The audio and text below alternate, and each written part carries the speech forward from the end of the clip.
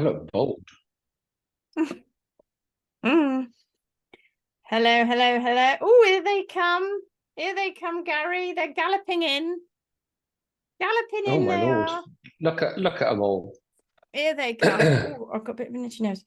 Good Hello, everyone. evening, good afternoon, or Sorry, we're a good bit morning, late. depending on where you are in the world.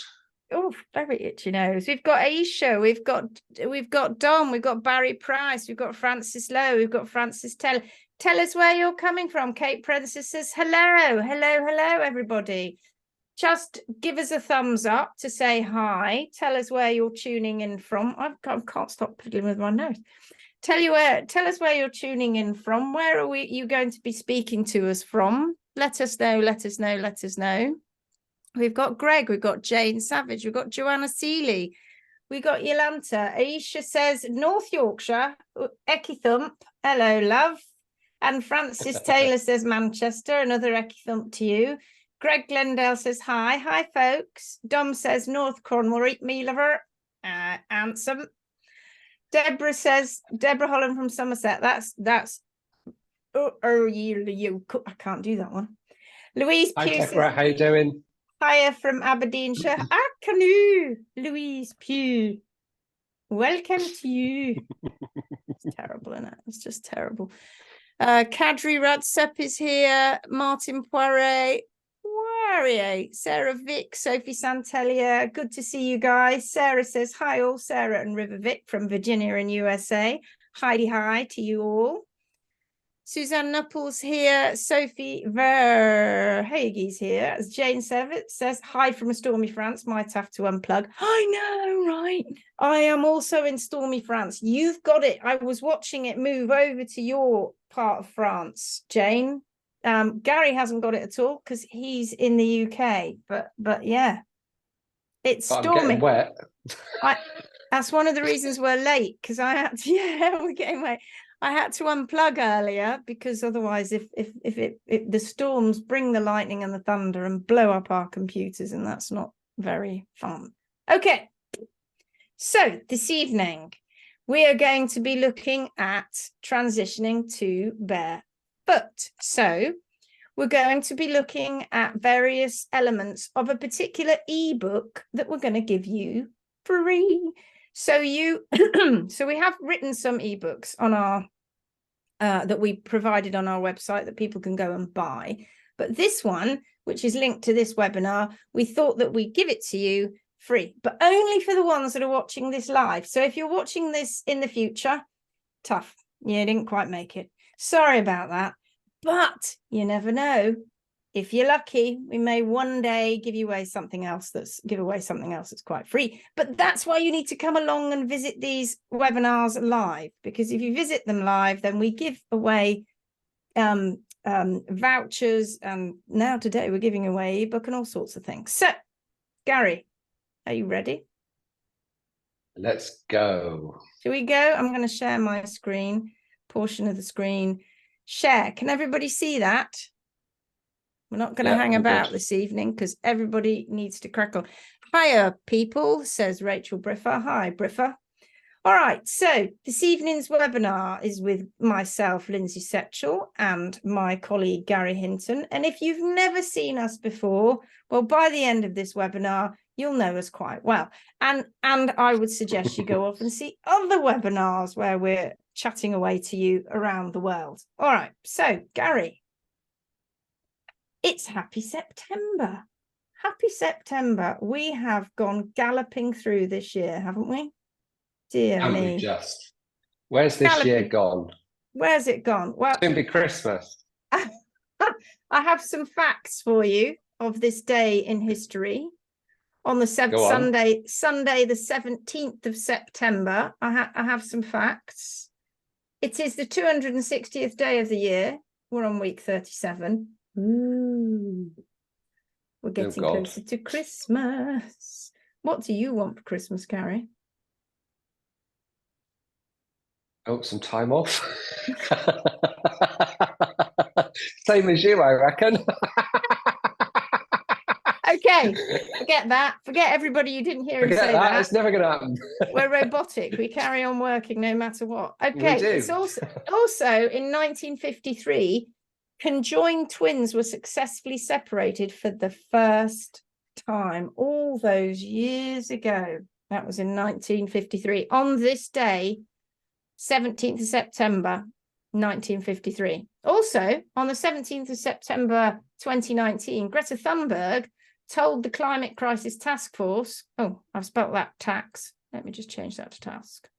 Task.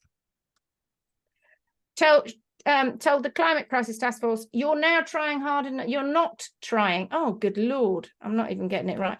You're not trying hard enough. Sorry. I think I say that to you all the time, don't I? Sorry, Garry, you're just not trying hard enough. No, you're not trying hard enough. And always, actually, I think it's you that probably says that to me. Always on our day is the day, today is the day, there is always a special day for every single day of the year. And you know what today is around the world, Garry? Having to clean. It's National Professional House Cleaners Day. But you're having a day off, look. You're not cleaning, you're in the bath. That was the closest I could get to cleaning. That is cleaning. That's cleaning myself. And that actually looks really inviting. It really does, doesn't it? Right, we're off, everybody. It really does. We're going to go and have a bath. Okay, enough of the frivolities. Who are we? Garry, away you go. For those people who've never seen us before, and for everybody else who has, just look somewhere else right now. So who are we? We are the Hoofing Marvellous International School of Horse and Hoof Care. What do? We teach naturally balanced horse and hoof care. Where do we do it?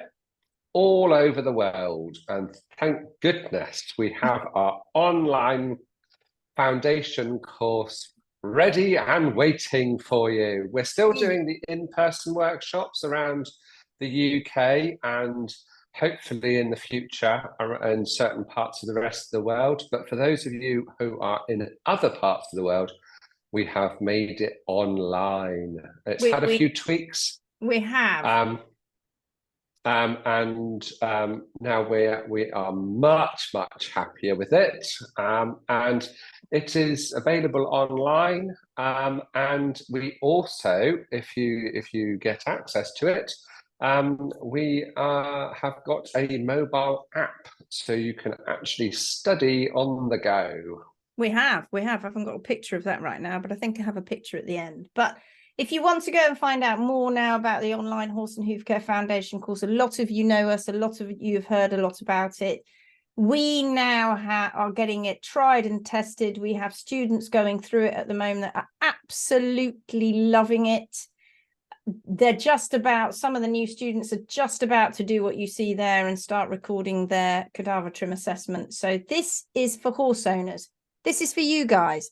This is for owners who are not entirely sure really how to help their horse if things go wrong, and because they might not know everything that they need to know about the hoof. And throughout this entire course, we basically take you on a journey through natural horse and hoof care, not just about the hoof, not just about the horse. We cover both of those things in order for you to keep your horse barefoot and sound. So with that said, so all you have to do is go there, add to cart, and let's go. With that said, today, in our webinar today, we're giving away a free ebook. One of our ebooks on our website is called How to Successfully Go Barefoot with Your Horse. And it's an 8-chapter ebook. It also happens to be the most expensive one, Garry, that we're giving it away. And when I say most expensive, it's under a tenner GBP, but even so, you're getting it free. If you hang about and you've arrived, and actually not for even, because always with these webinars, don't we, Garry, we get loads of people registering and loads of people watch them, but not everybody watches them live. So for those of you who are watching live, good on you, because you're getting it free. All right, people, Are you ready? Are you ready? Yes, you are. So give us a big thumbs up if you're ready to start listening to this webinar and watching this webinar all about transitioning to barefoot. Shelley says hello. Hello, Shelley. Francis says hello. Kate Robertson says yes. Thank you very much. All right, this webinar today, Sophie Sane Tellier says yes. Thumbs up. Julie Green. Hello, Julie. So this webinar today, Deborah says yes, is all about how to transition your horse successfully from shoes to barefoot. And right there, we have a picture of a pony who went barefoot, and you can see the difference in the 2 feet. Now, we're going to be talking a little bit about this as we go on, but primarily the purpose of this is to give you an overview of transitioning to barefoot. But you lucky people, because you are, and I keep looking over there, I'm going to put my chat down here so I don't have to look over there. You lucky people who are going to get this ebook totally free, you're going to find more information written in that ebook. So this is us just going through some of the chapters in the ebook, talking about transitioning your horse successfully from shoes to barefoot. So without further ado, let's go on. What are we going to talk about in this webinar? Can every horse go barefoot? That's a question, isn't it, Garry? So many people say no. Computer says no. How long does it? We say yes. How long does it take to transition? Oh, how long's a piece of string?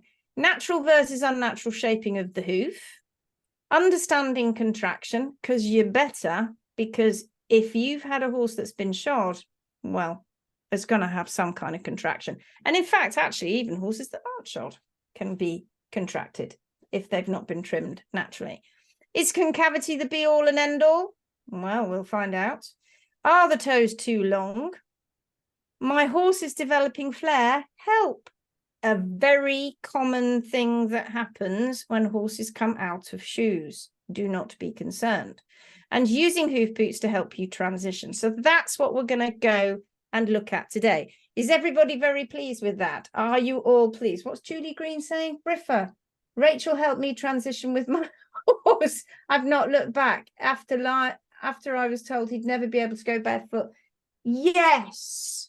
We basically, Briffa, we need to parcel her up and put her in a little jar and send her to different places of the world and help people transition barefoot. Sadly, we can't do that because the jar will probably break. So what we do is we do these webinars and we provide you with courses so you know what to do. Rachel says, yes, it sounds good. All right. Okay. I was told my horse couldn't go barefoot due to conformation, came second in our first cross-country competition barefoot last week. Well done, Rachel. And I've seen those pictures that you've put up on our Facebook page, and the difference in the shaping of your horse's feet from when he was shod, and he's a cob, right? From when he was shod to what he looks like now is incredible, the difference. And that's incredibly important. I know, she says it's fabulous. All right, let's get going. Can every horse go barefoot? Says Garry. I don't know.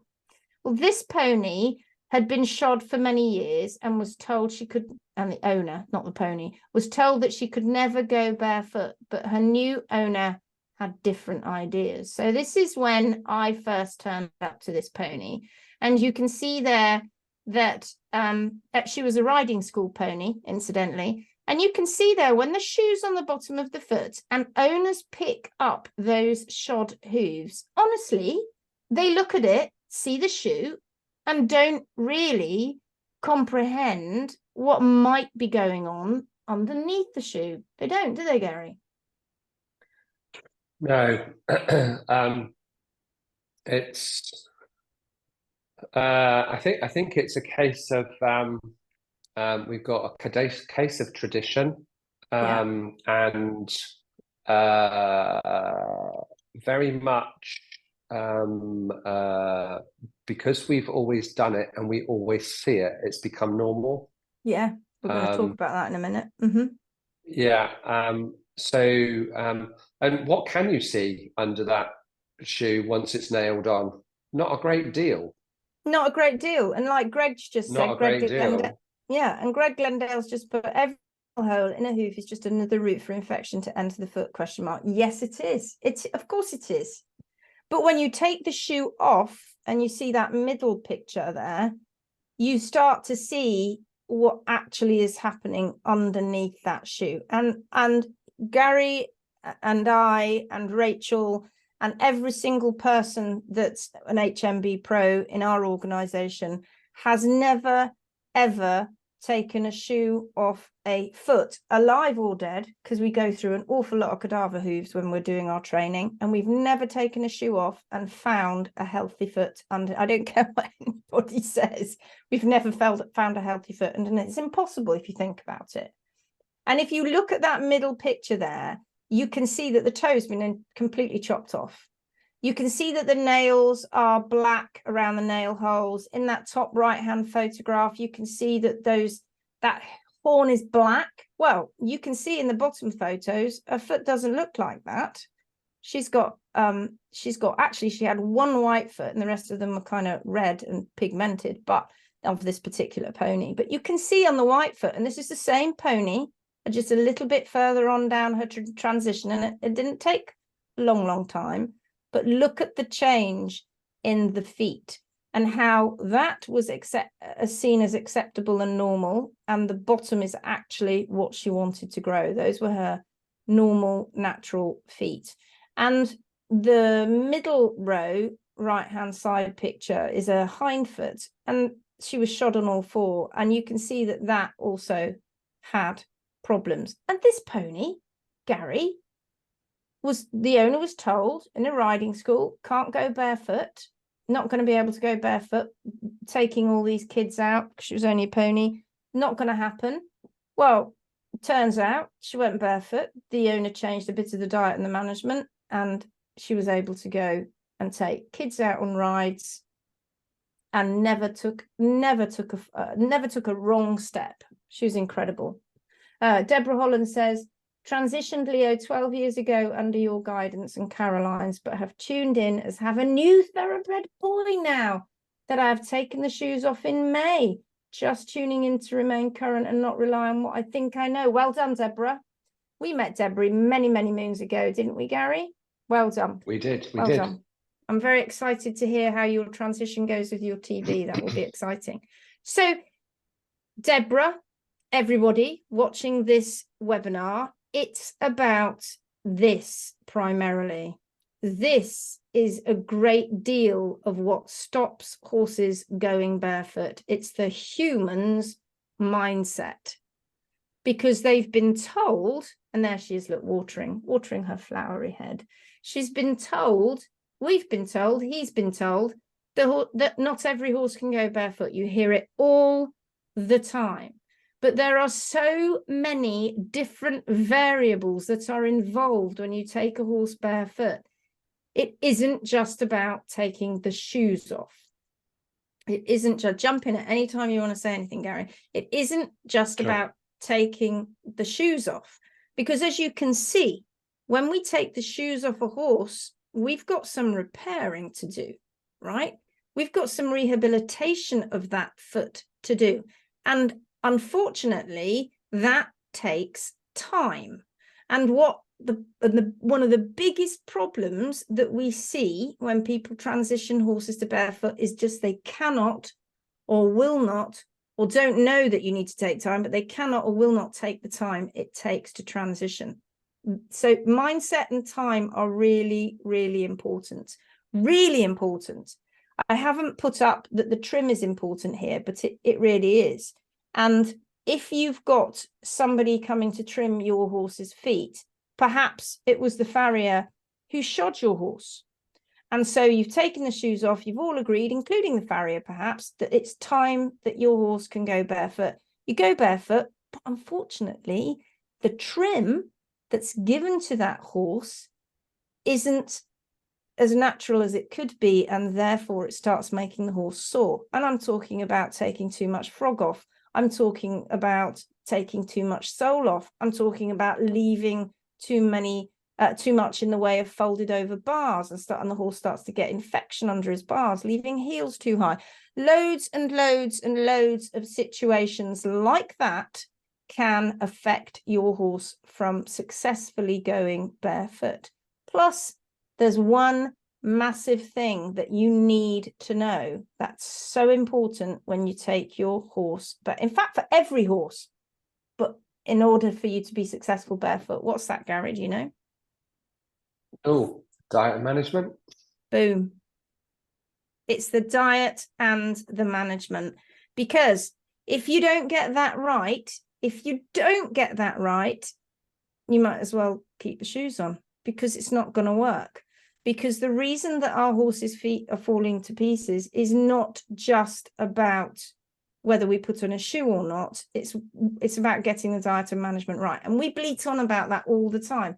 What does that mean? Well, we talk a little bit about it in the ebook, and of course we go into great detail about the diet and management in our online course. I mean, we really, really go into a huge amount of detail. We cover all different sorts of systems, including track systems, etc. And that's a huge part. If we say there's kind of three parts, don't we? There's the diet, the management, and the trim, including your mindset. So there's all these three parts.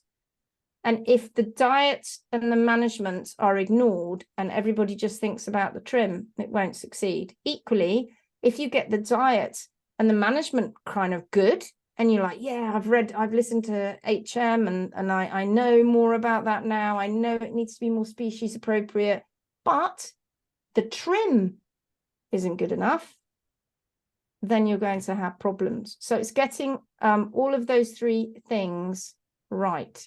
Do you all agree with me? Everybody that's watching now. But many of you watching now will be going, oh yeah, but I don't know what diets and management I've got to do. Remember, we've got more webinars, free webinars on species appropriate, species specific diet and management. Hey, haylage, you name it. And we go into even more detail on our online course.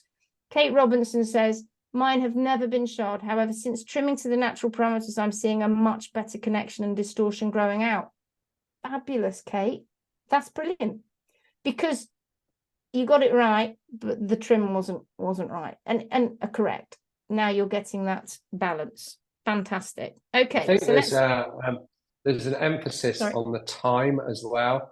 If you look at those top images, or remember those top images, you can see how compromised that hoof wall is. It doesn't look like the two pictures at the bottom, does it? No. So that shoe being on the bottom of the foot has contributed to degrading the health of that foot. So when we talk about time, that hoof has got to be free to do what it needs to do with a species-specific diet, and have that natural hoof mechanism, which can be helped with the natural trim or nature's trim. And look how healthy those bottom two pictures are. But a lot of time had to be going for, I'm not saying that your horse can't be sound quicker, but if you've got a horse that had been shod for a while, the hoof has got to grow out. The hoof can't re-nourish itself. So it's got to have that nourishment to start. So from the coronary band all the way down to the ground is what needs to grow out. Like I said, it doesn't mean that your horse is going to be unsound for that length of time, because as soon as you get that better connection in at the top, they usually are very sound relatively quickly. But that horn quality is not going to be as great. So another emphasis on the time. Yes. And we know that it does take months for that hoof wall to grow out. So every time that there is something that goes wrong with the horse, it could have an influence on the feet. It could. Absolutely. The reasons the reasons that people have shod horses for so long is because it masks the problem. All it's doing is putting a plaster on it. It's not fixing the problem. You end up only knowing that there's a problem when a horse is shod is when that problem gets super extreme. Yeah. Yeah. And by then, people that have their horses barefoot would have known quite a way before that there were more problems going on, but a lot of shod horses don't exhibit it necessarily. No. As obviously you and I might go along and go, oh, hang on a minute, we've got problems here, and the owner goes, oh, I'm not sure, I've not seen that before, I didn't know he was short striding, or I didn't know he was landing heel first, or I didn't know any of those things were happening. So yeah, we have had a saying that we put out many years ago: every horse can go barefoot, but not every owner, because it's a mindset. It's also surrounding yourself with the right people too. It's also surrounding yourself with the right people. Sophie says, yes, but it's not easy onboarding in terms of when she's talking about diet management, when we're talking about diet management. And you're right, Sophie, it isn't, but there are still things that can be done, because you can still get the hay better. You can still go and get better hay. You can, that's more species specific without all those trigger species in it. You can still stop feeding, but not that I'm saying you do, but in general, bagged feed, supplements, all of these things that are over, just hyper nutrition for your horse and hyper supplementation. Jill Hancock says, I came to the conclusion that I shouldn't be let loose on hooves with a nail file. After attending a 2-day David Landerville clinic, I was lucky enough to find a fabulous trimmer to help me. Fantastic. And it's all about getting education. Greg says, can you mention hoof growth rates? I think it's about 12 millimeters per month on average, so can take many months to get a new hoof. Yes, Greg, very quickly. Let's go back to this here. It depends, obviously, on the size of the hoof, to be fair. And it depends, it's relative. It's around about 1 centimeter or 10 mil a month is what it takes. For an adult horse, when you've got a foal, that goes much quicker.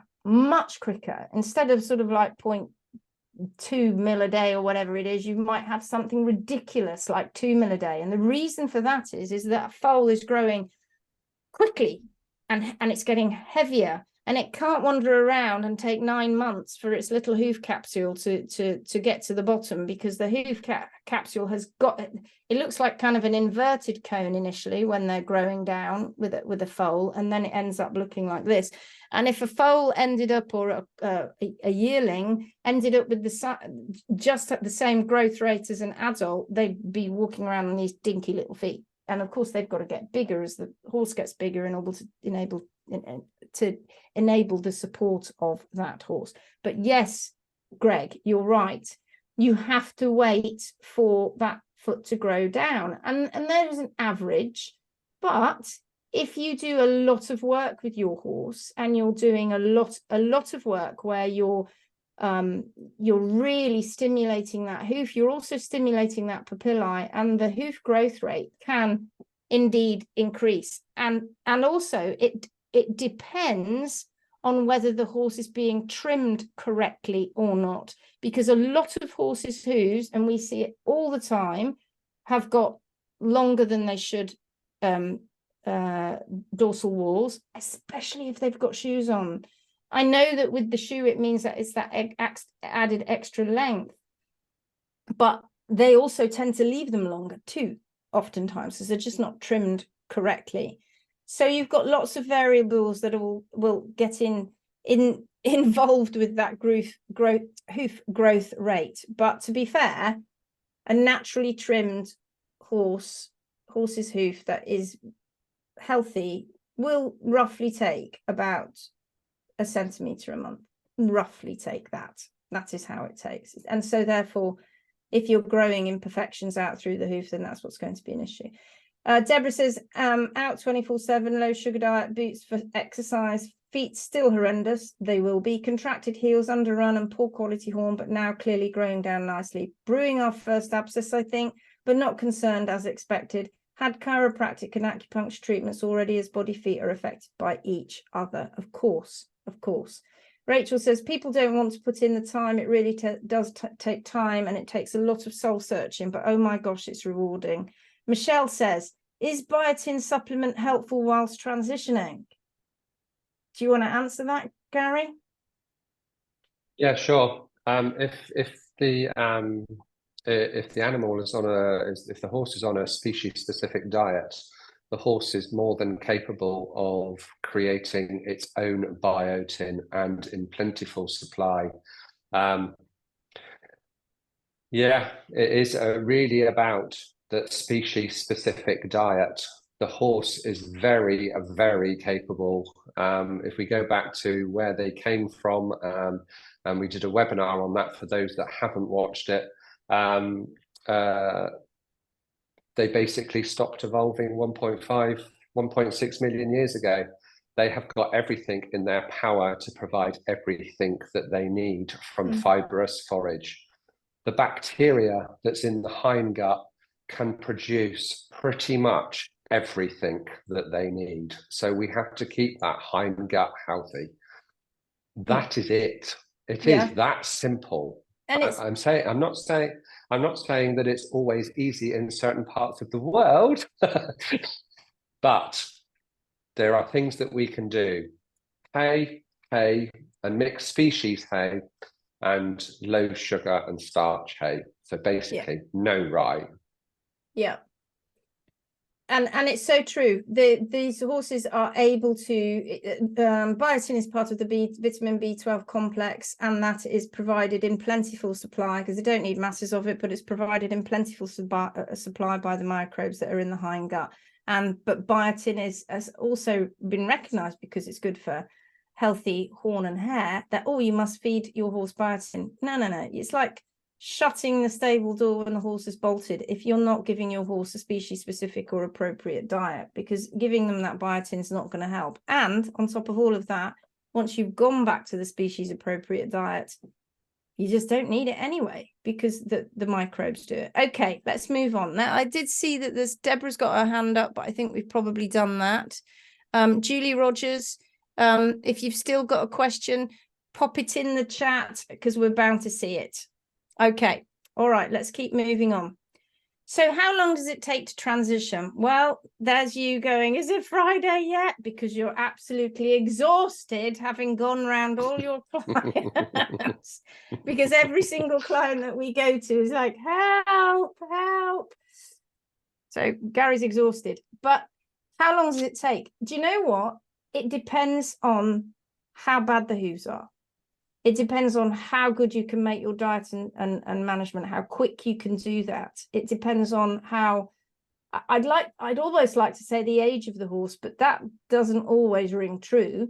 But sometimes horses that have been kept very unspecies appropriate for many years, as they get older, it's cumulative, they get sicker and it takes longer. But not all older horses. That's a little bit of a blanket statement. It really just depends on the state of your horse, not just the hooves, and what effort you can put into that. So it says here, top, an example of the wrong trim on a previously sound barefoot horse. The toe has been removed beyond its natural parameters and the heels and bars left too long. An example of a natural arch in the quarters of a transitioning hoof, the one on the right, with the horse's last shoe held onto the hoof to compare the difference. Left, going on a workshop can really help you understand and expand your knowledge of the natural hoof.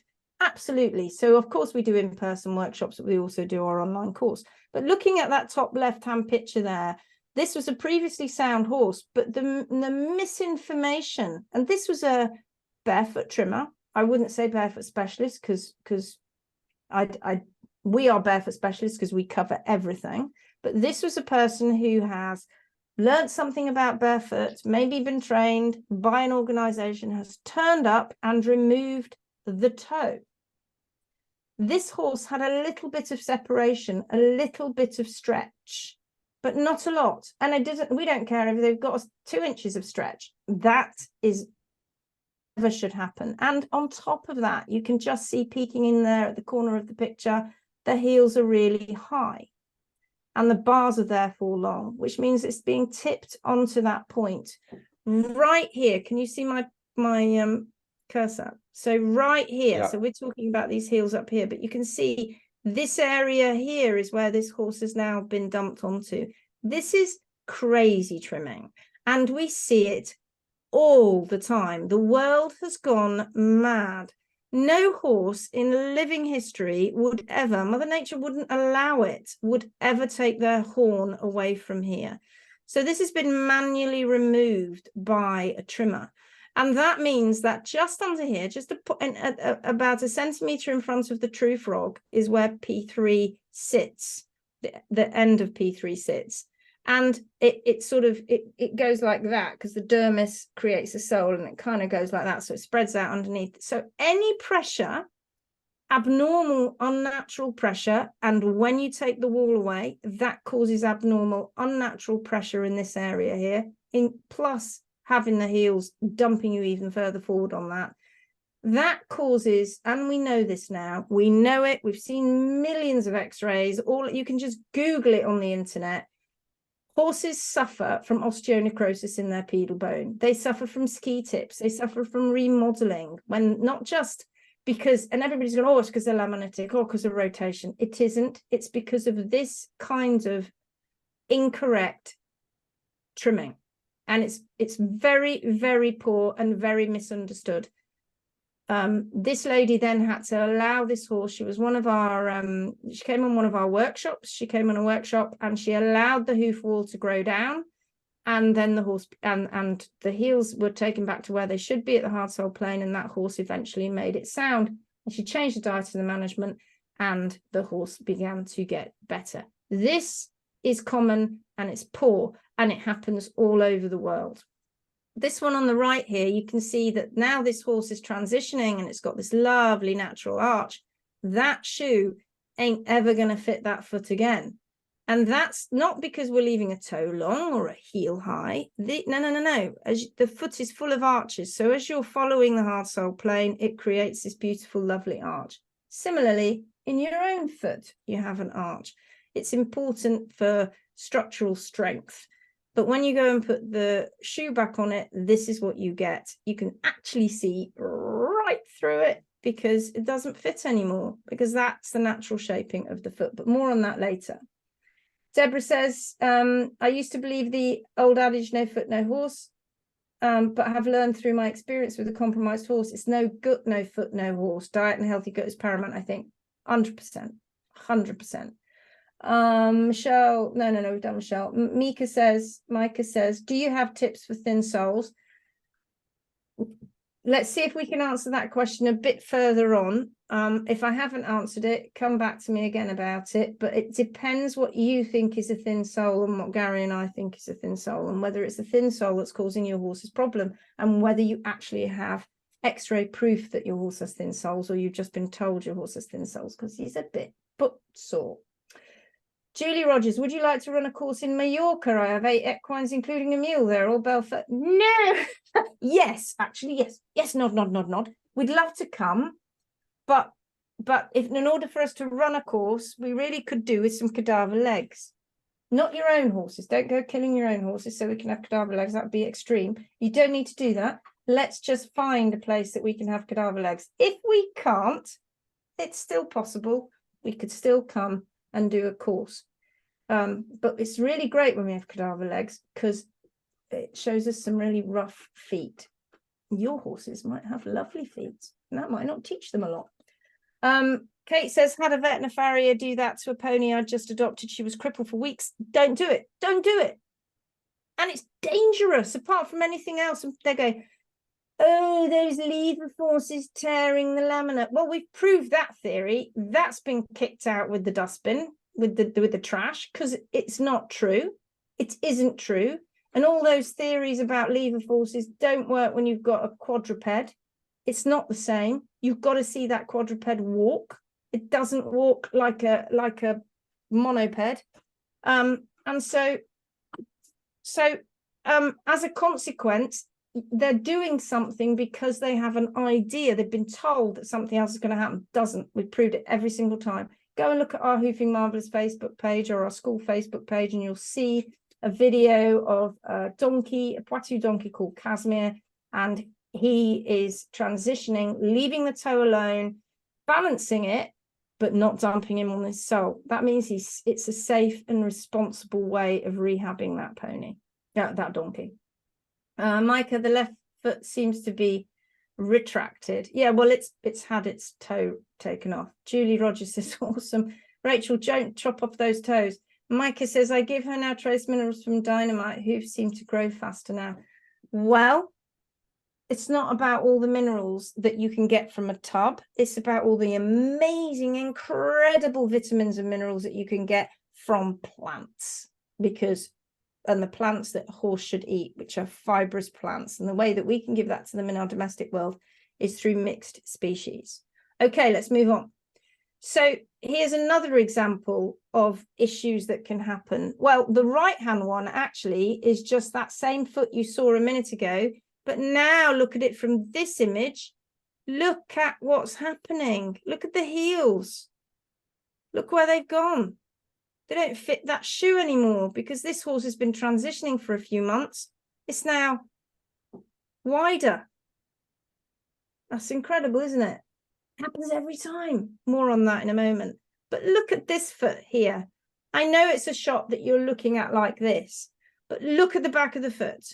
Now, for those of you who don't know, these are bars, and these bars are just an extension of the hoof wall. And this hoof wall, this foot is like the other foot we saw a minute ago. And this is what I mean when I say that this is absolutely common as muck. If you follow the hoof wall, let's start here. This is the only place about here and here. I got flies walking across my camera. The only place is about here and here, and that's doubtful, to be fair. The hard sole plane and the hoof wall are at pretty much the same height, right at the top of the sole, and that's where it should be. As you go back this way, it gets much longer. And then you go scooping up into these long heels, which are therefore underrun. If you want to know more about that, you need to get onto our course, because that's how we teach you about underrun heels. Then the bars are overgrown, and you can see this dirty line. That's just hoof wall. It's got long, it's folded over. You've got dirt getting caught underneath. The absolute most commonest abscess of all time is, Garry, what? Oh, a bar abscess, for sure. So many hoof care professionals don't address the bars. Now, when I'm talking about addressing the bars, I don't mean that we're going to carve them out. All we're doing is trimming them back to where nature would if that horse was traveling over varied terrain, over many miles. So basically down to the hard sole plane. And then if you haven't got those bars down to the hard sole plane, you actually don't know where the heels are supposed to be. So it becomes a double whammy, really. So the bars do have to be down to the hard sole plane, so you know actually where to put the heel. That's right, and you can't balance either, and you're shortening the surface area of that horse. There's loads of reasons and loads of things.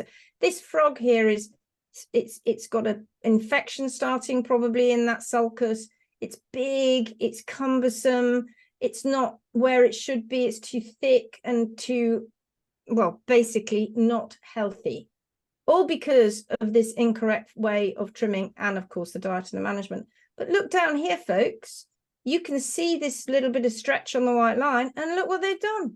Totally removed the toe. The horse hasn't done that in all the years that I've been trimming, and Garry and all our pros, and thousands of hooves we've seen. I have never seen a horse remove their toe wall beyond the waterline. It is always in play, because that's how Mother Nature designed it. If it gets snapped off because your horse has got cracks or an abscess crack coming down and it snaps, well, obviously then it's got to grow it back down. But that's not a normal thing anyway. That's just because it's had some pathology. But look at this here. Can you see this toe callus that's developing here? So this horse is putting in this sole toe. So I think it's one of those tongue twisters. Toe sole callus. It's putting in that because it now doesn't have any hoof wall. So it's having to protect what's beyond that. And guess what's beyond that? P3, folks. So it's a very unsafe, dodgy thing. And there are horses walking around like this all the time, and they never reach rock crunching soundness because they're always being compromised. She said, Rachel says that's what Arthur's front feet used to look like. Okay, so let's move on.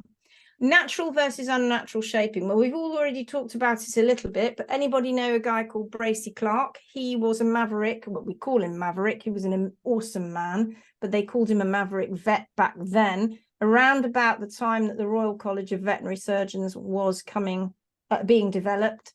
A couple of 100 years ago, Bracy Clark, 1771 to 1860. He was an English veterinary surgeon specialising in the horse, and he used to ride around London on his barefoot stallion, going and seeing his clients and talking to them about their feet and explaining to them that shoes were not such a great thing and that they could actually aid in the reduction of the lifespan of the horse. So he did an experiment that nobody ever really looks at and really does, right? Because when humans go and shoe a horse, rarely does anybody ever take a picture of what the foot looked like before it was shod.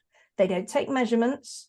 They don't. And we have clients, it's rare. I have to say it's very rare. Thank you very much. It's very rare. But occasionally there are some clients who, for whatever reason, they want to go into a competition, they want to ride, they don't want to wait, they put a shoe on the horse, and they've ignored the fact that this foot has become, it's barefoot, it's been shaping itself naturally, and then they put the shoe on and the shoe then does the damage. Now, this was a mare of a client of Bracy Clark's, and they shot it over a period of 3 years. Some of you probably have seen this image. We've posted about it loads on our Facebook page, and the Barefoot Horse magazine has discussed it and done articles on Bracy Clark.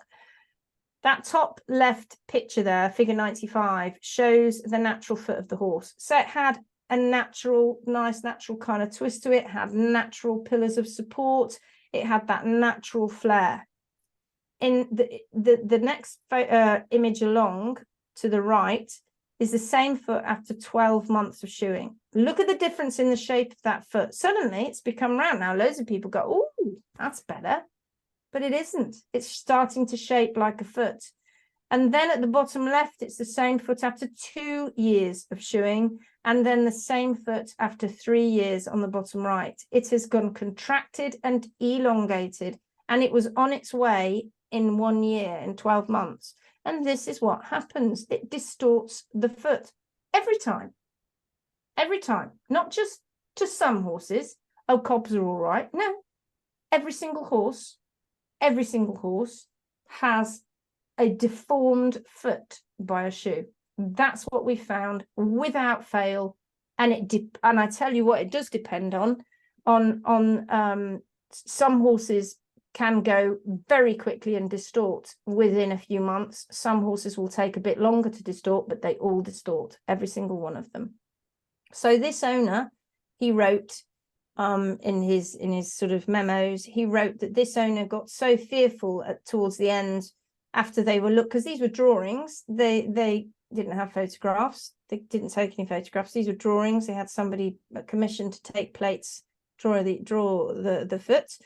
And she was so upset at what had happened to her horse that she told him that she wouldn't carry on with the experiment, and they took the shoes off. And that is horrific. Now, no way is that bottom right hoof going to end up back to the foot that horse needed, the shape that horse needed. The horse will become sound, barefoot, and it will be okay, and it will go on and be fine. But you have to know that horse is probably going to have body issues. It's probably going to have neck issues. It's probably going to have a whole host of issues because of the fact that it's now not got the foot that it should have. So it's a very sober warning. And Bracy Clark said, the eye soon gets accustomed to deformity and then does not perceive it. And that indeed was what you mentioned earlier, wasn't it, Garry? Yes, yeah. Your mind gets used to seeing what is common, and just because it's common doesn't mean that it's right. No. Basically saying the same thing. And isn't it interesting that we've got all of this knowledge, we have all of this the internet, we've got wildlife programs, and we're missing the point. Yeah, God, We so are missing the point. If we had if the horses were endangered and we hadn't messed about with them, and they were living in zoos and safari parks, and out in the wild as well, but protected, would we be going out and banging nails on them? No, we wouldn't. So why are we doing it now? It's antiquated. And to be quite frankly, it's got to stop.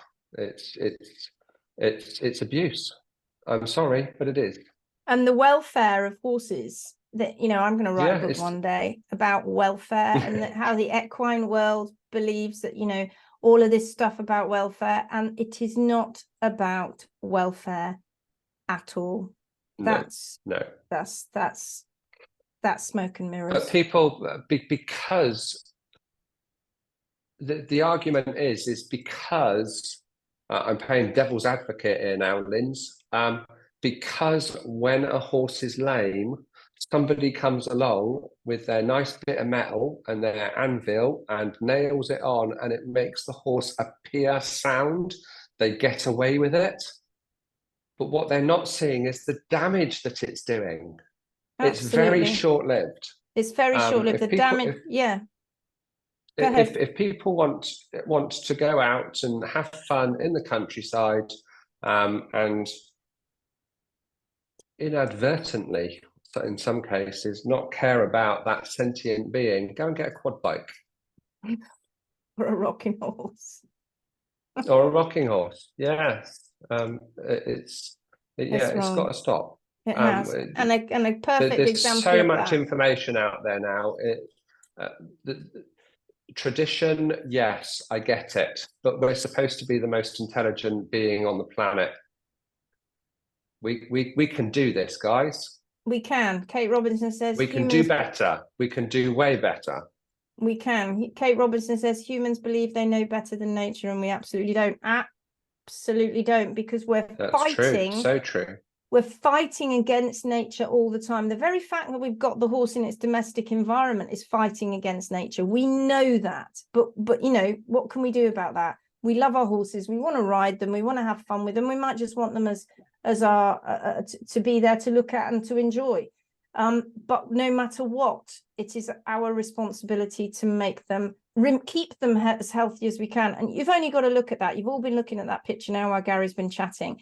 And that is contraction of a bunch of horses that and I mean, this is just me finding some images. I mean, we've got hundreds, right? Now, every single one of those feet is like that Bracy Clark image. They've all been contracted. They've all been elongated. The back of the foot has been compromised. The digital cushion, the frog, you name it, it's having problems. And in this bottom picture here, I had literally just taken this is where the shoes are on the right for, and you can see she's compromised in her skin. So horses that get mud fever, you know, that we're told all the time, oh, horses get mud fever. It's not. It's the management, the shoeing, the constant washing of the legs. It's what the humans are doing that's causing the horse to get mud fever. Horses can cope with mud quite happily if they're set up correctly. But on this left fore here, this is where I've taken the shoe off. And just by taking the shoe off and giving her a balanced trim, and I didn't take a lot off, look at the difference to that horse already. She had contracted feet that needed to just relax, but already look at the difference. Look how the back of the foot is already starting to be engaged. And this one here, this one has had many problems. It was a foot that had been shod, and there's quite a little bit of mud there, but you can see that the heel bulbs are contracted. And look at this one. That there you can see is a little bit of cotton wool that the owner had been dipping in various things to try and make the feet better and shoving it down that central sulcus crack, hoping to God that it would help. And this was a dressage horse that when I met him, had 8, had been stuck in a stable for a few months because of a suspected tendon injury. And I mean, let's face it, you're asking a horse to dance with a rider on top with feet like that. No wonder he was having problems. And at no point did the vet ever go, you know, oh, wow, look at this. We got to get that shoe off and let this horse develop its own foot. I mean, it's dreadful. And look at this one over here. This was a thoroughbred. Absolutely a collapsed foot behind there. The heels have collapsed, the heels bulbs. The frog is completely non-existent. Right underneath that frog and heel bulbs, folks, is the digital cushion. That's meant to be fibrocartilage that's tough, that's able to withstand that horse doing amazing things and running fast and twists and turns. That's not going to do anything. This poor thing here, it's just completely atrophied, and the shoe came off. And it took that horse a long time before he could be happily sound over every single surface. But we supported him in boots and got the diet and the management right, and he improved. But look at this again at the bottom right-hand corner. This is a horse that's in a heart bar shoe, so it goes all the way around. This isn't an open back shoe. This is a heart bar shoe. And that's because this horse is again, like the one above, is so contracted and in pain, they stick a shoe in the way of the frog. So you do that, you shut the foot down completely. Deborah says, I'm on a large livery yard of over 36 horses, a majority of which are shod. I was once one of those people that handed over the control to a farrier as believed they knew best. I feel that lack of confidence and knowledge prevent owners from taking the decision to take on the management of their own horse's feet. Yes, and that's why we are determined to educate the owners of the world. It's so important. You know, Deborah, because you've been to one of our workshops actually many moons ago. But it's so important. It's so important that the owners get educated. It's not their fault, truly, to be honest. It isn't. And we are there to help and support and educate. Greg says, changing human behavior, Ari, the need for shoeing is the hardest issue to address. This applies to many vets as well. Indeed, it does.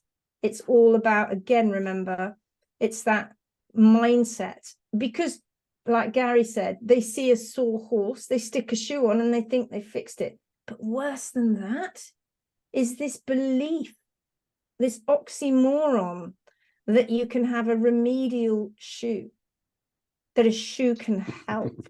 And that is just crazy. Rachel says, I totally agree. I was one of those that wouldn't have agreed with you in the past because I never used to believe all horses could go barefoot. Arthur and the changes I've seen due to changing his diet and management has completely 1,000,000% changed my mindset. We always say, don't we, Garry? Don't believe us. Believe your horse. Believe your horse. Believe your horse. Deborah Observe. Says, That's the utmost and first thing about science is observation. Mm-hmm. Observation. So do as we ask and don't trust us. You don't have to trust us. Some of you don't know us from Adam. But implement what we've got, have the time, and just watch your horse get better. Absolutely. Just watch them get better. But it takes a wee bit of time. It does. Deborah says, my vet actually told me that I know more than she does about barefoot and will trust my judgment. We have a lovely vet going through one of the new students going through our online course right now. One of the sort of foundation students going through the online foundation course for owners. That's the mini course that's like the workshop, not the pro course. And she's admitted that you know, when she was taught at university, they spent a couple of hours on different shoes and what it did, and then she was meant to lead the farrier, and then the farrier was kind of like meant to listen to the vet. And she literally said to me, and I've been using this quote for years anyway, but she literally said it's like the blind leading the blind, and that came from a vet. Maybe you should send a recording of this session to the British Equine Veterinary Association. Do you know what, Greg? Could be a good idea. But knowing knowing the way that the Brits work, they don't like to listen. And they don't like to listen because I'll tell you something, Greg, if this lid of this can blows off, which it is blowing, that the pressure that can is getting under right now is getting bigger and bigger and bigger and bigger and bigger and more and more and more. When that blows off, there's going to be an awful lot of soul searching going on there in the world, because how many people have been witnessing this that we see on the screen and going, oh, well, that's all right. This is not okay. This is man-made. This is caused by us, and it is not okay. And when that pressure blows that lid off, there's going to be a lot of people who aren't going to be sleeping at night, because they're going to be thinking to themselves, I caused that. And they don't want to know. And they think that we're the tree huggers. They think that we're the ones that have done a 2 or 3 day course and we know nothing. Honestly, it's a joke, because unfortunately, what they know, we don't often get them coming on workshops because they don't want to appear a bit silly in front of other owners and appear like they don't know what they're talking about. But I can guarantee from the conversations that I've had with vets who have definitely come to talk to us, they're hiding behind the fact they don't know. They're hiding behind the fact that they don't know. And it's not great. It's not good. Kate says, I wish more vets would attend your workshops. It's getting that way. It's getting that way, Kate. Like I said, we've got a couple of vets going through our online course at the moment, from the States, and it's coming. It's coming. And here's another picture again showing 5 months barefoot, back of the foot wider by 0.5 centimeters on each side. Okay, so we do it sort of like the reverse of what Bracy Clark did. The only way that we can prove that there has been this distortion in the foot is by taking the shoe off, doing the natural things that we do, including the diet and the management changes, etc., and telling the owner, keep the shoe, don't get rid of the shoe, put the shoe back on, and wow, look what you've got. They're like 5 months later, they're like, holy moly, it doesn't fit. It doesn't fit. Now, it's not about the fact that the width of the shoe, and the width often doesn't fit too at the sides, at the quarters. But we're talking about the back of the foot here. You know, it's not just because that foot's overgrown. Oh, it's overgrown, or it needed it. No. That foot has actually expanded at the back of the foot. It's become able to be used properly. You know, it's being activated. The digital cushion is fibrocartilage is being activated. All those sensors are being activated. And just below here, folks, just about here, is that navicular bone. This is where the navicular bone lives. And all of this frog behind it is the digital foot cushion, which is protecting the coffin joint and the navicular bone and all of that lives beyond there. If you've got an atrophied frog and a poor, pathetic digital cushion, no wonder horses are suffering from navicular syndrome. Julie Green says, it boils down to politics. If the vet says go barefoot, the farrier loses his job, and then is the comeback. I've lost a client. The other problem is owners wanting results rather than putting the welfare of their horses before competition results. It really is sad. When Briffa helped me, I made the decision without asking my vet, as I knew my horse was so uncomfortable with shoes. Of course, it's all of those things thrown in, isn't it? It's not about little horsey stood there. It's about the prizes. It's about the time. It's about my mates. It's about what my professionals have told me. It's about all of these things. But what they don't work out is that the longer this horse stays shod, the longer it covers up the problems, the more your horse is going to have issues, and the longer you're probably going to go without realizing that you need to change the diet and the management. And all of that means that horses are not at their optimum. Now, people will say to me, oh, well, my horse has been shod all his life. It's never had a problem. And I go, okay, why didn't you take the shoes off then if they had great feet and it's never a problem? And they go, well, no, because if the shoes came off, he was footsore.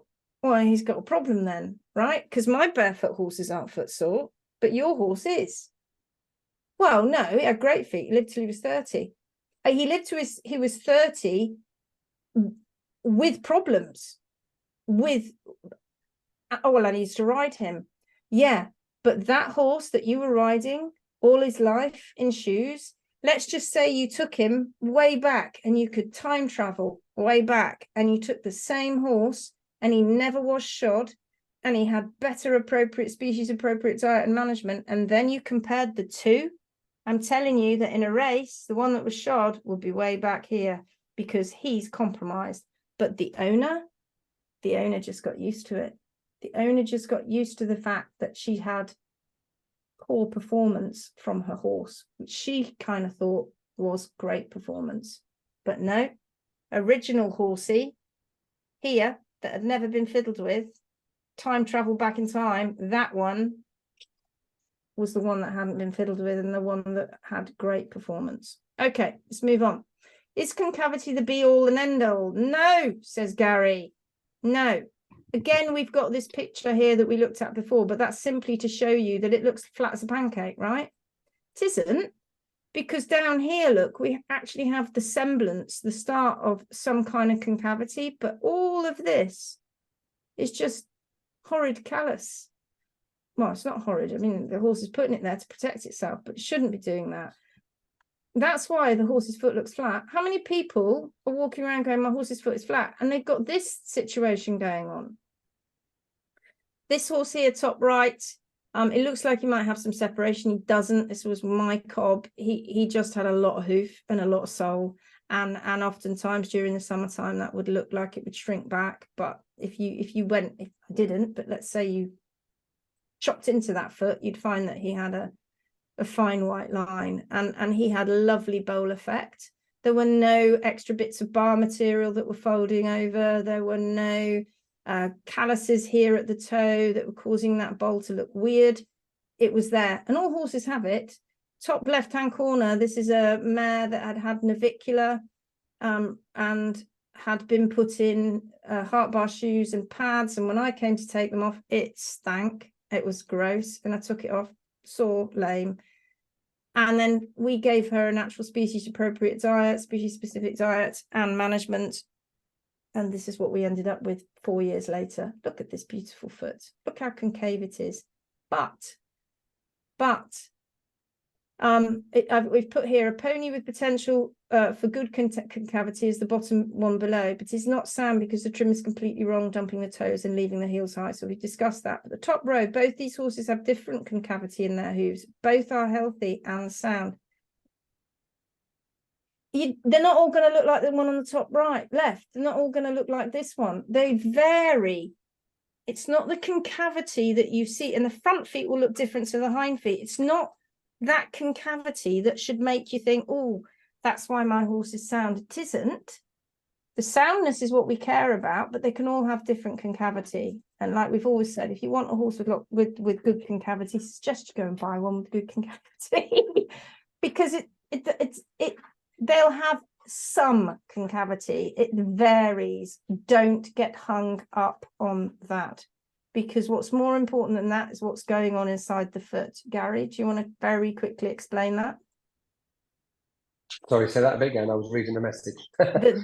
It's what's going on inside the foot. So don't get hung up about the concavity. So it doesn't matter whether you've got a horse that, let's say, a fairly typical thoroughbred. They tend to have what's more flatter type feet, and maybe a cob that might have a little bit more arch in its foot. But when you actually dissect these feet, there is a fair amount of concavity inside. So it really doesn't matter what's going on the outside, because the inside has always got concavity. From that pedal bone, and it's almost like a little hoof inside that pedal bone, it's always got an arch in there. For everything inside, whether it looks like it from outside or not, has those natural arches. And those natural arches are part of that hoof. And they're always there. Whether they appear so on the outside or not is irrelevant. The arches are in every single foot that we dissect, and we have got through in the last 12 months alone, 750 nearly. Every single foot has got those natural arches inside. So if your horse is sound, that is what is important. Absolutely. That is what is important. It's that key thing again. It's that observation. What do you believe? You want to believe your eyes. And I think we've got to the stage where we want to make sure nothing goes wrong, and we tend to overdo it. We're doing things because, well, I'm doing this just because it might. Well, what about this? This might happen. That might happen. Well, you can't live by what ifs. There's no science in what ifs. Nothing. So you've got to go by what you can see. Yeah. What can you see? Yeah, and what ifs are actually crippling. It's what cripples many owners, and particularly lady owners.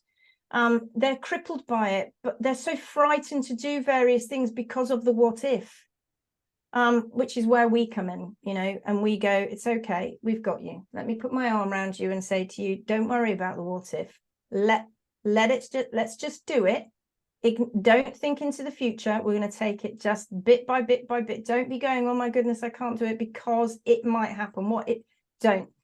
It is a crippling thing. We do it through all our lives. We do it not just obviously to do with horses, but it stops people doing all sorts of things because of the what if.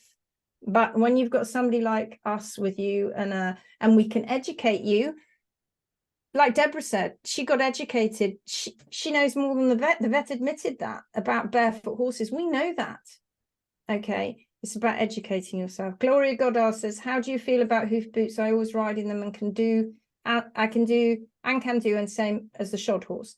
I'm not a purist, but do understand about sugars in the feed, but like to put out on poor quality grass. But have noticed if I want a rock crunching hoof, they are better off the grass completely. We're going to talk about hoof boots in a second, briefly. But yeah, it's about the grass. It's about the grass. Lots of owners like to wear hoof boots. And I have to say, if you're in a livery yard and you cannot get that perfect specific species appropriate diet, then you have to rely on hoof boots, right? Otherwise, you're going to struggle going over all surfaces. But I think it's important to equally, just like the shoes, I think it's important to say to yourself, you know, am I covering something up? Am I putting the boot on and I know that my horse isn't rock crunching? Are you thinking to yourself, I'm not just talking about you, Gloria, but is one thinking, oh, well, it'll be okay, just a bit like the shoeing version, it'll be okay because I'm protecting his feet, and okay, he's a bit footy on rougher grounds, but I put the boots on. But at the end of the day, it's a warning sign. It's telling you that your horse isn't right if you have to wear the boots all the time. It is a warning sign. And that then therefore means if you ignore that warning sign, it's like Russian roulette. At some point, it is likely to come and bite you in the bum and cause your horse a lot of pain. And it could be in the guise of abscesses, other syndromes, laminitis, acute laminitis, because we know he's chronic with inflammation if he's got if he's sore on different surfaces. It's a pain, right? I know it. At least you're doing the great thing that you're using hoof boots and not shoes, and that's fantastic. But we're always trying to achieve better, aren't we? And not ignoring those warning signs. But we'll talk more about boots in a moment. Deborah says, does the depth of the grooves have any relation to the structures in the foot? You changed that. You deleted that because I saw your original message, and I think you said the position of P3. Yes. Does the depth of the grooves have any relation to it? Yes, it does. It's not the position as in terms of location. So difficult to explain this without showing you examples and sagittal sections and x-rays and such. But the position can be altered depending on the height of the heels.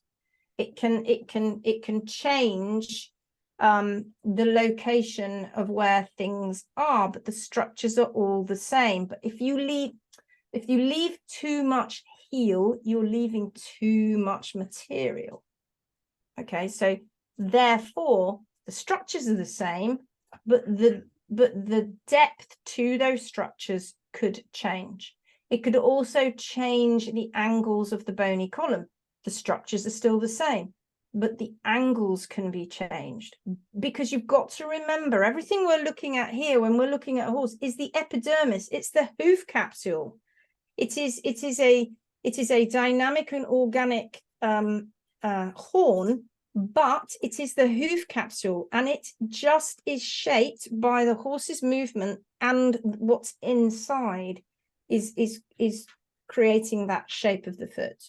It changes through the horse's life depending on what happens to that horse's foot. It responds. We know it responds. And if we leave too much material there or take too much material away, then we will affect those structures in the hoof, whether we're actually changing the position of them or not. But yeah, so it's a little bit complex. It's a little bit more complex. It's just about leaving too much or taking too much away is going to affect those structures in the foot. Greg says, yes, I had a little confidence in some professionals, so I just read up on published data, RE diets and feet, etc. The data is out there. It is. Okay. Are the toes too long? Well, what a massive subject. And again, you're going to get the ebook, folks. Good luck to you, because I'm so pleased that you guys are going to get it. There's so many of you here. You've stuck with us right to the end. We're nearly there. We're nearly at the end. And it's going to explain a lot more about toes. But this is a big, big thing. Like I said, please go to our Facebook page, the Hoofing Marvelous Facebook page, and you'll see 2 posts in the last couple of days about a donkey, a Poitou donkey, who's only had 2 trims, massive amount of lamella wedge. It's like the same size of his little foot in front of the foot, but we've not chopped the toe off. Yes, it's a long toe. Is it normal? No, but he's compromised and he's laminitic. And the reason it got there is because he spent many years in pain on and off with his feet separating. And so, but lucky for him, he had heels that were usually naturally quite low, which meant that he wasn't, and they left him alone because they couldn't trim him, because they couldn't get near him. So he had overgrown hooves, which in actual fact protected P3 inside. So now we've come along and we're trimming him properly and trimming him more balanced. But of course, he's got these long toe, a bit like you see up here in this picture here. This is what he's got. And now we're around about where image 2 is. We're starting to grow out. Now you see that kick where it kicks out, because the top part of that hoof is growing in better connected, and the bottom half is the distorted, separated hoof, which is growing out. And this is why we know that things like the suspensory apparatus theory, that P3 is suspended in the lamina, and when the lamina separates, P3 rotates. We know that doesn't happen. What happens is that the hoof wall loses its guide. That's what the lamina are there for, to keep the guide. It isn't to suspend P3. We know that doesn't happen, but many people still believe that.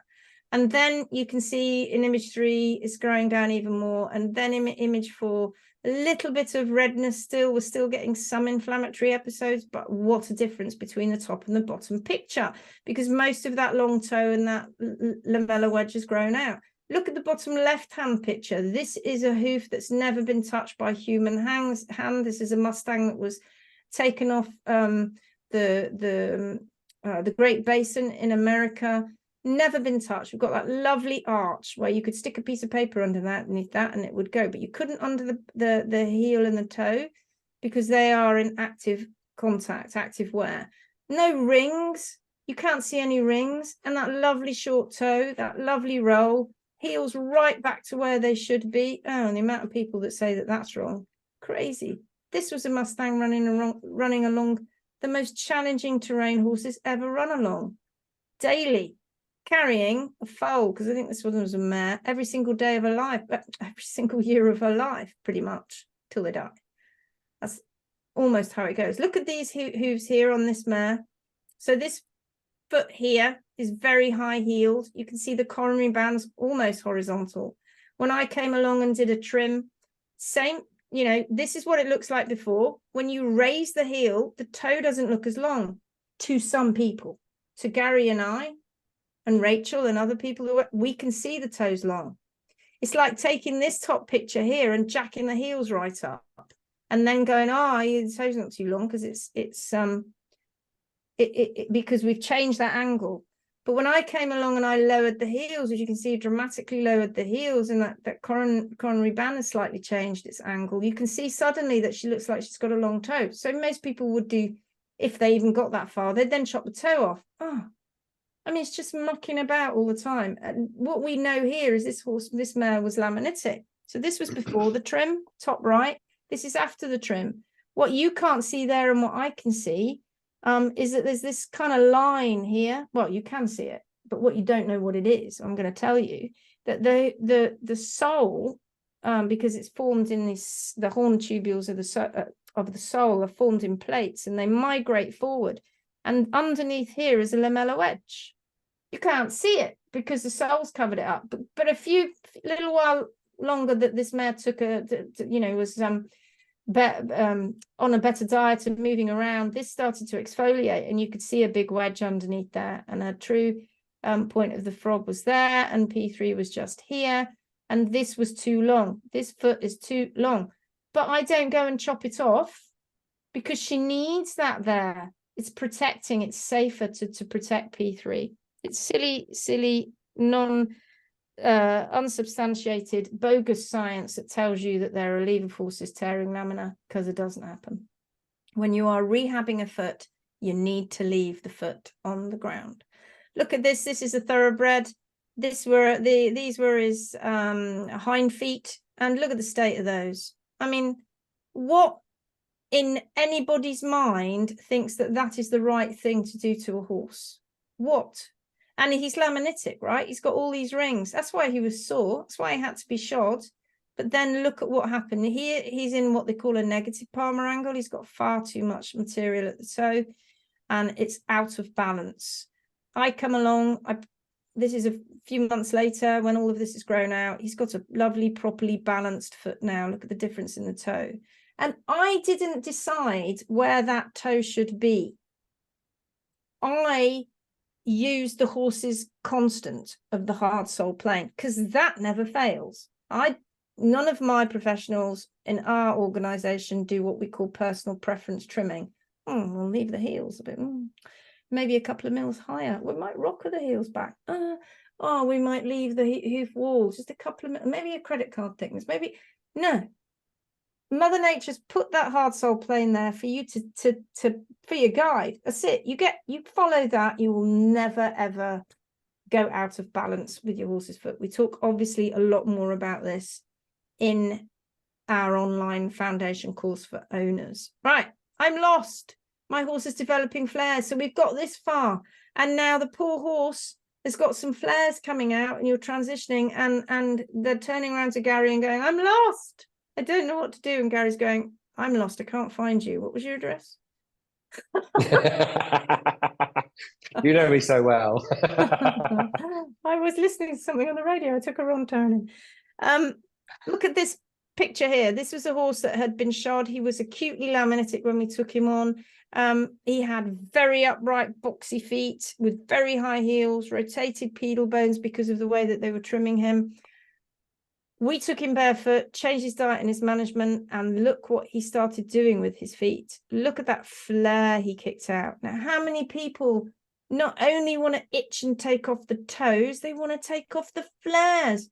He's put that there for a reason. It's still lovely and balanced underneath because we're trimming to the hard sole plane, but he's put that flare there for a reason. Don't go taking it off. It's not a good thing at all. And yet some people panic and they go, "Oh, no. Some trimming, as well as farrier traditional schools, as well as barefoot schools, will just keep chasing that. And guess what? Just keeps popping back out because he needs it." This one here, top right, was a client who had a horse that was a bit lame, and it had a bit of a toe flare because it was a bit lamanitic. And this lovely trim here was done by the attending vet. She wasn't even there, the owner. She had not made it. She was on her way, but got stuck in traffic. By the time she got there, the vet had already done that to her horse's foot.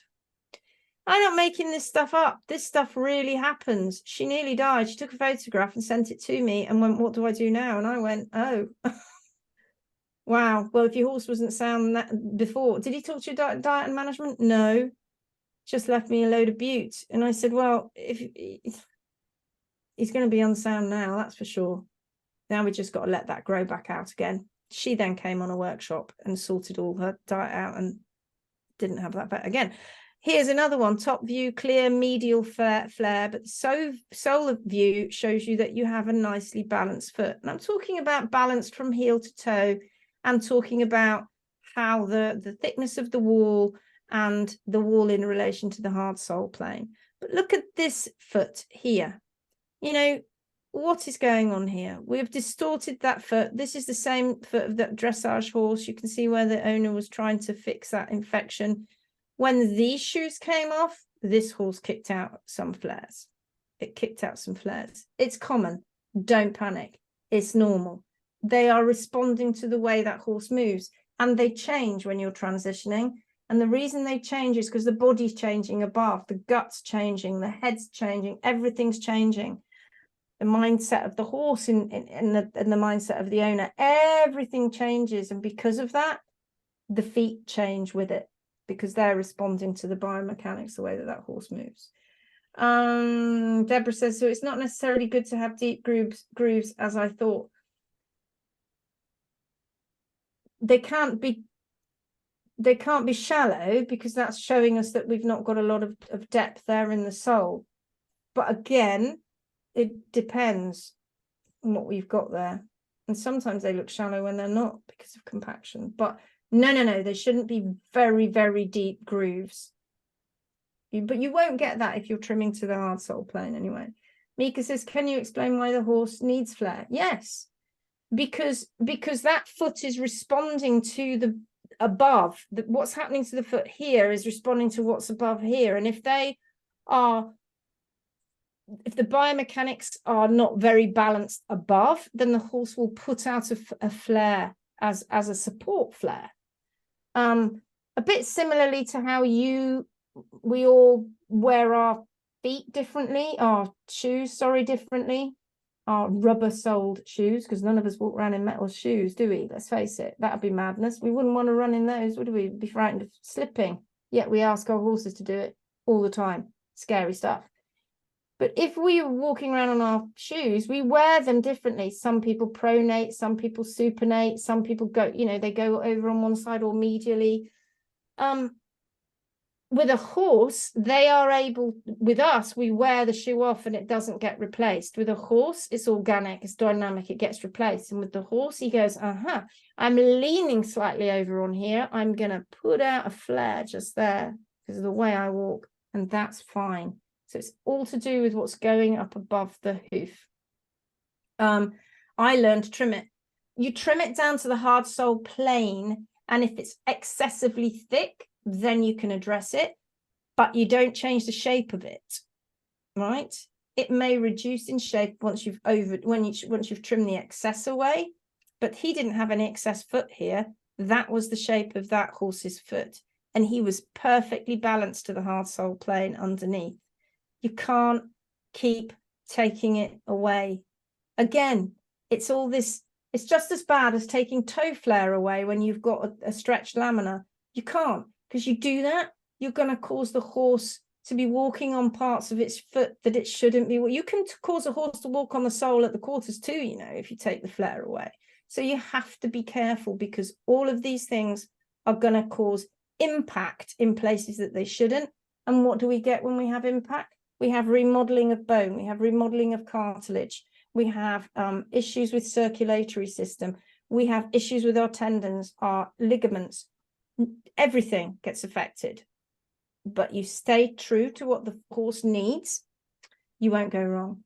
Francis Taylor, I read about really interesting.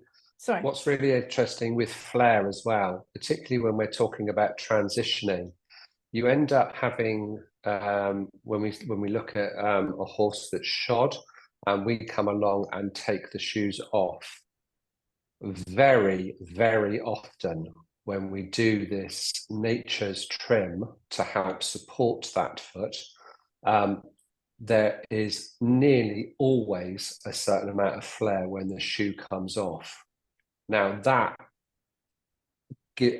I want to know why that is. So, well, I know why. Because that hoof has been put into an unnatural position for that individual.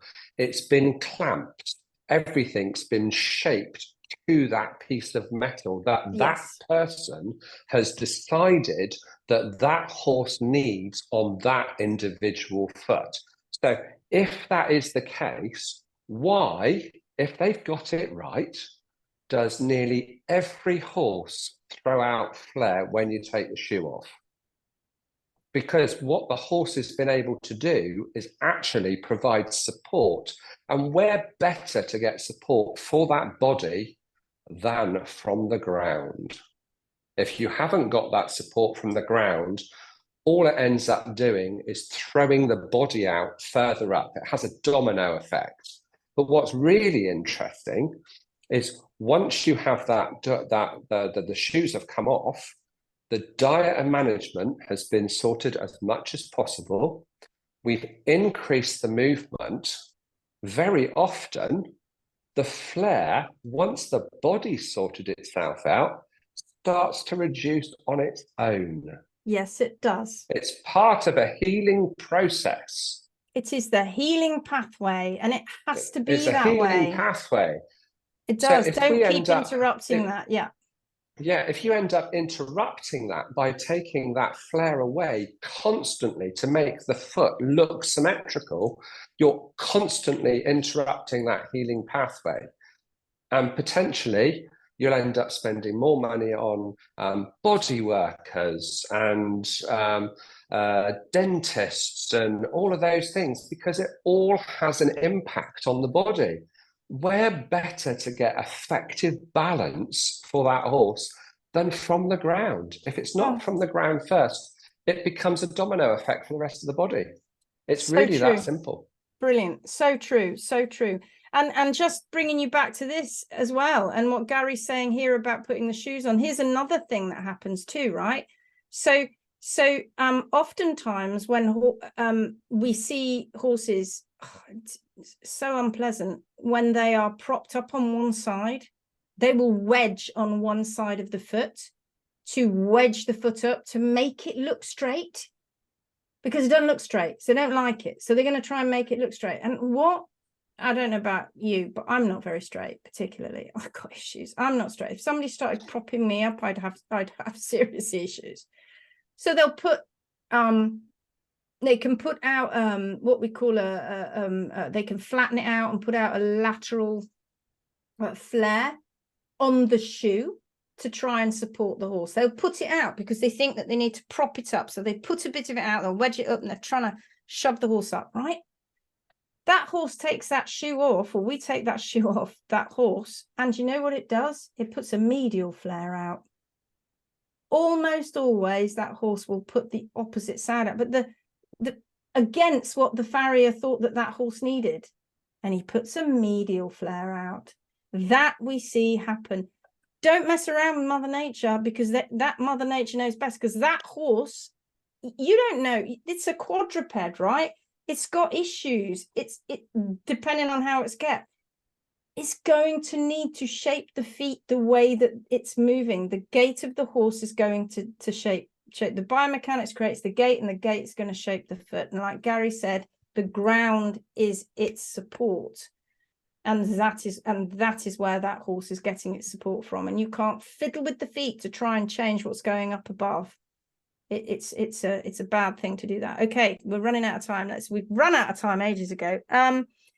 Here we have a few examples of flare. Above left, a natural medial flare on a hind hoof. This is actually quite common, and even though the hoof looks unbalanced from the top view, from underneath it is perfectly balanced. You can see a tighter band growing down above the flare, which indicates that over time this flare may reduce in size, exactly what Garry was just saying. But this is deeply misunderstood by so many, including many barefoot people.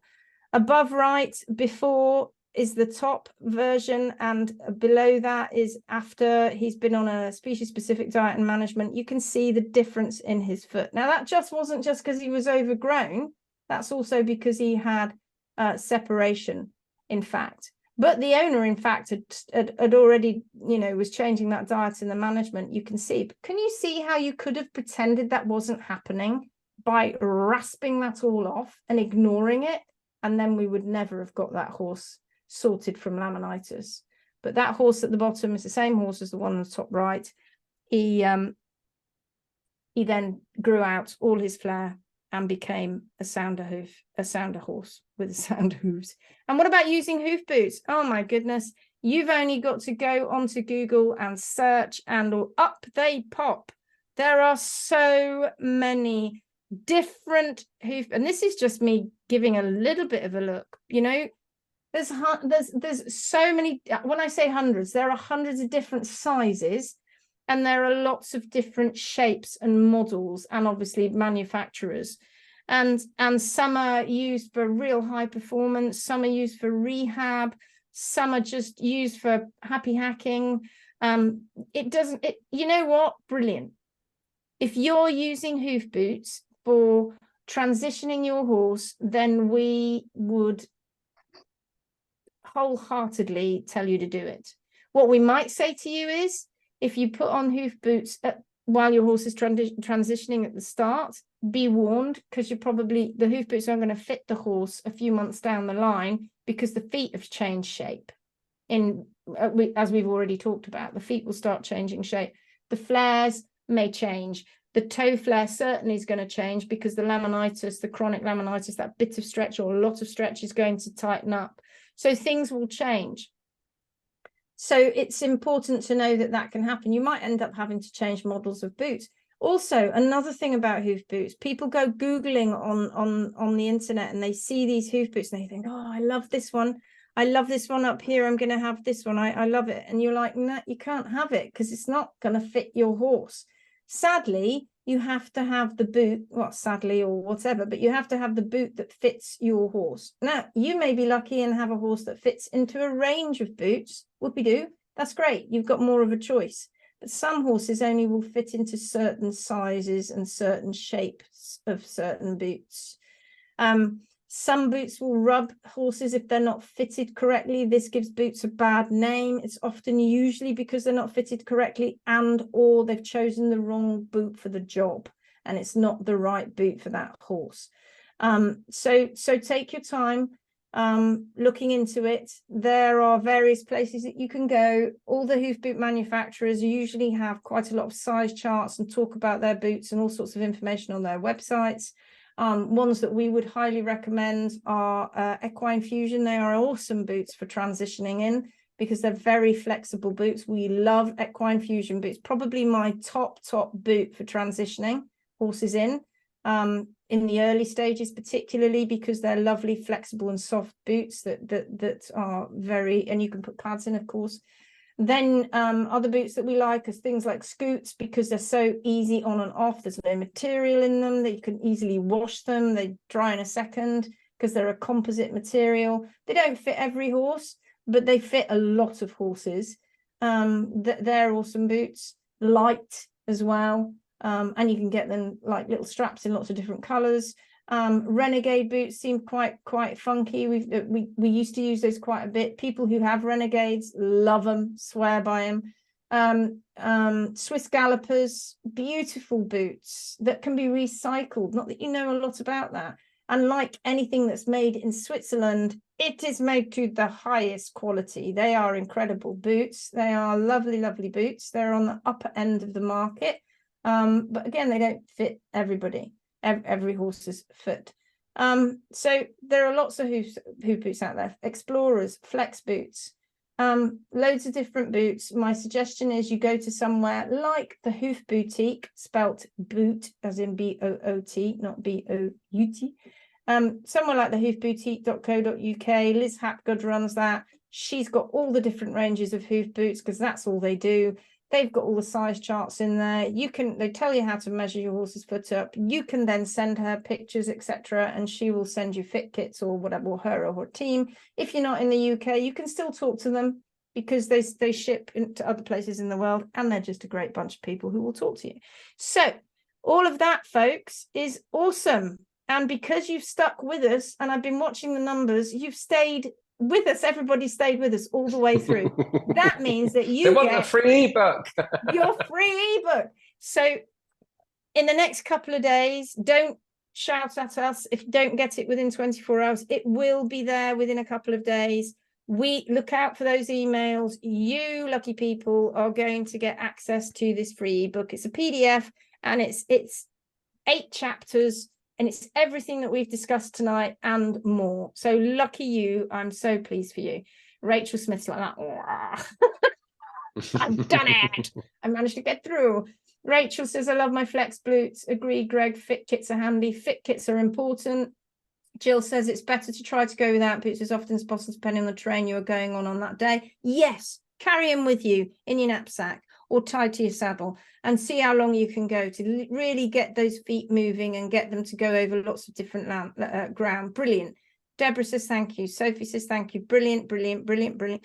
Okay, Heidi says boots. My mare needs boots on gravel because the sole is very soft. How do you harden the sole? Heidi, I suggest you go and look at our online course because we talk about all of that sort of stuff. It's about the diet, my darling. It's all about diet and management. Thanks, thanks, thanks, thanks. I can't say thanks in Scottish, Louise Pugh. Thanks, guys. Thank you so much. She says everything you do, as I've said before, you've saved my horse and actually given him a new lease of life. Forever grateful. Thank you, Rachel. I hope you enjoyed that. We hope you enjoyed that. Louise is laughing. Do please stay tuned. Go to schoolhmi.com, look at the free webinars. There's so many more. We've actually started a YouTube channel now because Zoom, say to us at certain times, you've taken up too much storage. We're taking them off. So we have taken those old past webinars that we did earlier on in the year, and we started putting them onto our YouTube channel, so you can go there and watch them and share them. That is the HM International School of Horse and Hoof Care. That's the YouTube channel you want to find. Don't forget, if you've enjoyed what you have been taught in this webinar, there is so much more to learn. And in fact, it's quite funny because we've got quite a few people going through our online course at the moment that have followed us for years. And one of them said, I'm part of Barefoot Live. I watch your webinars. I've got the Barefoot Horse magazine. I've read so many posts that you put out on social media. She said, I honestly thought to myself, I think I have to do it because I'm like a nerd, she said, but I honestly thought I'd learned everything until I came on this foundation course. And then I went, oh God, there's so much more to learn. So she was very happy. And look, Garry, there's our mobile app. So well there's done, the folks. mobile app. Thank you. We are so pleased. Schoolhmi.com is our school website with all the courses, etc. Oh, we're back. Francis Taylor says, thank you. I've already transitioned my Warm Blood and Other Horse Foundation. Appaloosa has always been barefoot, came from a barefoot trimmer in Spain. But this has been very useful and given me some more tools how to talk to people about barefoot. Great, because that's what it's all about. Elizabeth says, couldn't get onto the start, but hopefully I can see the beginning later. I will send out the recording to everybody so you can go back and watch it as many times as you like. But for you lucky people that stayed right to the end, you get the free ebook. Well done. I hope you enjoy the ebook. There are 2 other ones on the website that you can go and buy. They're not very expensive. And what else can we say? Join the online course. It's important. You need to be educated. You've got a specialized animal. Anything you want to add to that, Garry? No, we look forward to seeing you on the courses. And if not, on the next webinar. Take care, folks. Go and register for our next upcoming webinars. I think we've got one. Great to have you here. Thanks for joining. Busting myths.